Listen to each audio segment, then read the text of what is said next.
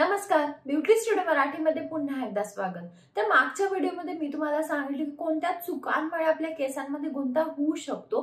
तर आजच्या व्हिडिओमध्ये मी तुम्हाला सांगणार आहे की ह्या जर तुम्ही टिप्स फॉलो केल्या तर तुमच्या केसांमध्ये गुंता होणार नाही। चला तर मग त्या टिप्स काय आहेत ते बघूया आणि व्हिडिओ लगेचच चालू करूया। केसांना नुसतं शॅम्पू करणं पुरेसं नसतं, केसांना आपण कंडिशनर पण वापरलं पाहिजे। तर कंडिशनर का वापरलं पाहिजे? कारण कंडिशनर आपल्या केसांवर एक लेयर तयार करतो, केस आपले सॉफ्ट स्मूथ होतात, हायड्रेट होतात, मॉइश्चराइज होतात।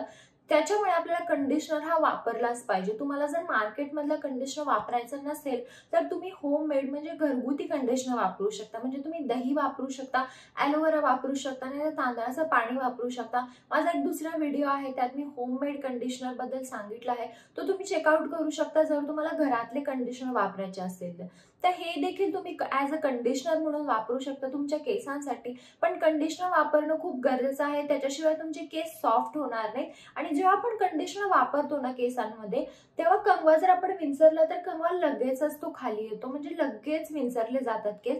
केसांमध्ये गुंता अजिबात होत नाही जर तुम्ही कंडिशनर वापरला तर। केस विंचरताना नेहमी तुम्हाला मोठ्या दाताच्या कंगव्याने विंचरायचे, म्हणजे मोठ्या दाताचा एक वेगळा कंगवा घ्या आणि त्याने पहिला तुमचे केस विंचरा, जे काय गुंता असेल ते काढून घ्या, नॉट्स असतील ते काढून घ्या आणि मग तुम्ही छोट्या दाताच्या कंगव्याने विंचरू शकता। दिवसातून तुम्हाला 2 ते 3 वेळा केस विंचरायचेच आहेत कंपल्सरी, म्हणजे फक्त एकदा विंचरून चालणार नाही, 2 ते 3 वेळा विंचरा। जेव्हा पण तुम्ही शॅम्पू करता, शॅम्पू करायच्या आधी केस विंचरा। जेव्हा पण तुम्ही तेल लावणारे केसांना, तेल लावायच्या आधी पण तुम्हाला केस विंचरायचे। जेव्हा पण तुम्ही हेअर वॉश करता तेव्हा गार पाण्याने केस धुवा। बरेचदा असं हे अवघड होतं गार पाण्याने केस धुणे, कारण थंडी असती, मग पावसाळा असतो, तर गार पाण्याने आपण कसं केस धुतलं पाहिजे। जर तुम्ही पहिला कोमट पाणी वापरलं तरी चालेल, थोडंसं गरम पाणी वापरलं तरी चालेल, पण शेवटच्या टाइमला जेव्हा तुमचे केस धुवून पूर्ण होणार आहेत तेव्हा शेवटच्या टाइमला 1-2 तुम्ही मग गार पाण्याचे तुमच्या केसांवर टाका।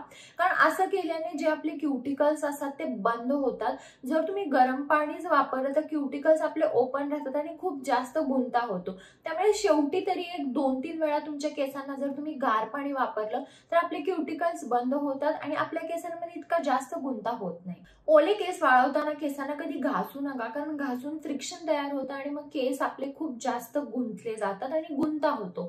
त्यामुळे हळुवारपणे तुम्ही केसांना वाळवा। तुम्ही केसांना एकतर कॉटनचा टी-शर्ट वापरा, नाही मायक्रोफायबरचा टॉवेल वापरा, नाही तुम्ही काहीही वापरा, पण तुमच्या केसांना हळुवार पद्धतीने पहिला तुम्ही पाणी काढून घ्या आणि नंतर तुम्ही हळूहळू तुमचे केस पुसू शकता, पण तुम्हाला जोर जोरात केसांना घासायचं नाहीये। जेव्हा पण तुम्ही शॅम्पू लावता किंवा तेल लावता केसांना घासू नका। बरेच लोकांना मी असं बघितलं ना की तेल लावतात आणि असं घासतात, तर तुम्हाला ह्या केसांना घासायची काहीच गरज नाहीये। तुम्ही फक्त बोटांनी तुमच्या केसांना मसाज ह्या पद्धतीने करू शकता आणि तेल आत जाऊ शकतं, पण तुम्हाला ह्या केसांना घासणे गरजेचं नाहीये आणि त्याचा काय उपयोगच नाहीये।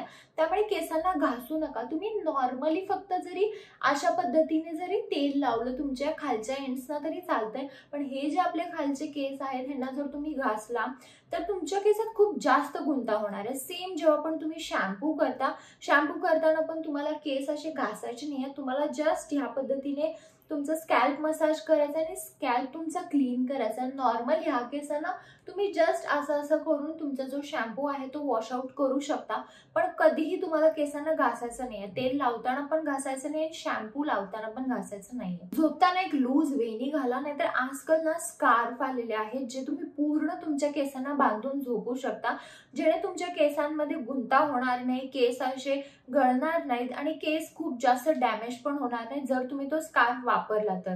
जर तुम्हाला वापरायचा नसेल तर तुम्ही लूज वेणी घालू शकता, ना तर लूज बन घालून रात्री झोपा। आठवड्यातून एकदा तरी केसांना तेल लावा, कमीत कमी एकदा तरी आपण आठवड्यातून केसांना तेल लावलं पाहिजे। तुम्ही आठवड्यातून तसं 2 वेळा लावलं पाहिजे, पण जर तुम्हाला वेळ मिळत नसेल तर तुम्ही आठवड्यातून एकदा तरी तुमच्या केसांना गरम तेल लावलं तरी चालेल। जर तुम्ही गरम तेल लावलं तर जे तेल असतं ते आतपर्यंत जातं आणि केस खूप जास्त हायड्रेट आणि सॉफ्ट होतात। त्यामुळे शक्यतो जर तुम्हाला जमत असेल तर तुम्ही गरम तेलाचा वापर करा। जर तुमच्या केसांमध्ये खूप जास्त गुंता होत होत असेल तर हा हेअर पॅक वापरा। त्याच्यासाठी तुम्हाला दही घ्यायचंय, बदामचं तेल आणि मध, या तिन्ही गोष्टींचा हेअर पॅक तुम्हाला तुमच्या पूर्ण केसांवर लावायचा आहे। एक अर्धा तास तुम्हाला हा हेअर पॅक तुमच्या केसांवर ठेवायचा आहे आणि नंतर तुम्ही केस धुवू शकता। तर हा जर हेअर पॅक तुम्ही लावला तर केस तुमचे खूप सॉफ्ट स्मूथ होतील आणि केसांमध्ये इतका जास्त गुंता राहणार नाही। केसांना हेअर सिरम वापरा। तुम्ही कोणतंही हेअर सिरम तुमच्या केसांना वापरू शकता। जेव्हा पण आपण हेअर सिरम वापरतो तेव्हा आपले जे एंड्स असतात ते थोडेसे अजून एक्स्ट्रा सॉफ्ट होतात आणि जेव्हा पण आपण केस विंचरतो तेव्हा केसांमध्ये एंड मध्ये जास्त गुंता राहत नाही आणि नंतर तुम्हाला स्प्लिट एंड्स वगैरे पण येत नाही। त्यामुळे जेव्हा पण तुम्ही शॅम्पू करता, शॅम्पू केल्यानंतर थोड्याशा ओल्या केसांवर तुम्ही हेअर सिरम वापरा। तुम्ही कोणताही हेअर सिरम वापरू शकता। लिव्हॉनचे वगैरे जे हेअर सिरम आहे ते थोड्याशा क्वांटिटीमध्ये घेऊन तुम्हाला फक्त तुमच्या ह्या एंड्सना लावायचे, जेणेकरून जास्त गुंता होणार नाही। आता काही टिप्स बघूया। जर तुम्ही स्विमिंगला जात असाल तर स्विमिंगला जाताना क्लोरीनचं पाणी आपल्या केसांना खूप वाईट असतं, त्यामुळे जेव्हा आपण तुम्ही स्विमिंगला जाता हेअर कॅप घालून नक्की जा।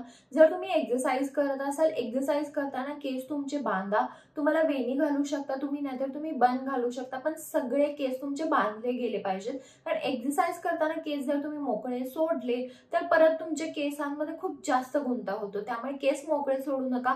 एक नुसती पोणी पण घालू नका। जर तुमचे छोटे केस असतील तर ठीक आहे, पण थोडेसे मोठे केस असतील तर तुम्ही वेणी घातलेल्याच बेस्ट राहील। जर तुमचे केस खूप जास्त मोठे असतील तर सगळ्यात पहिला तुमच्या बोटाने तुमचा गुंता निघतोय का बघा। जर बोटाने गुंता निघत असेल तर जेवढा जमेल तेवढा बोटाने गुंता काढून घ्या आणि नंतर तुम्ही मग मोठ्या दाताचे कंगवा किंवा छोट्या दाताचे कंगवा, नंतर सगळे कंगवे वापरू शकता, केसांना विंचरू शकता। पण विंचरायच्या आधी बोटाने जर गुंता खूप जास्त असेल तर त्याला सोडवायचा प्रयत्न करा। 3 महिन्यातून एकदा केसांना ट्रिम करा आणि जेव्हा पण तुम्ही बाहेर जाता तेव्हा केसांना स्कार्फ बांधूनच जा। म्हणजे जरी तुम्ही केस मोकळे सोडले, हेअरस्टाईल केली किंवा नाही सोडले, मोकळे केस बांधून जरी ठेवले तरी पण बाहेर जाताना नेहमी स्कार्फ बांधून जा, कारण वाऱ्याने केसांमध्ये सगळ्यात जास्त प्रमाणात गुंता होतो। त्यामुळे जेव्हा पण बाहेर जाता तेव्हा स्कार्फ बांधूनच जा। तर हा होता आजचा माझा व्हिडिओ। जर तुम्हाला व्हिडिओ आवडला असेल तर व्हिडिओला लाईक करा, शेअर करा आणि चॅनल सबस्क्राईब करायला विसरू नका। आणि काही शंका असतील तर तुम्ही मला कमेंट बॉक्समध्ये विचारू शकता। चला तर मग आपण लवकरच भेटूया एका नवीन व्हिडिओमध्ये। तोपर्यंत काळजी घ्या। बाय।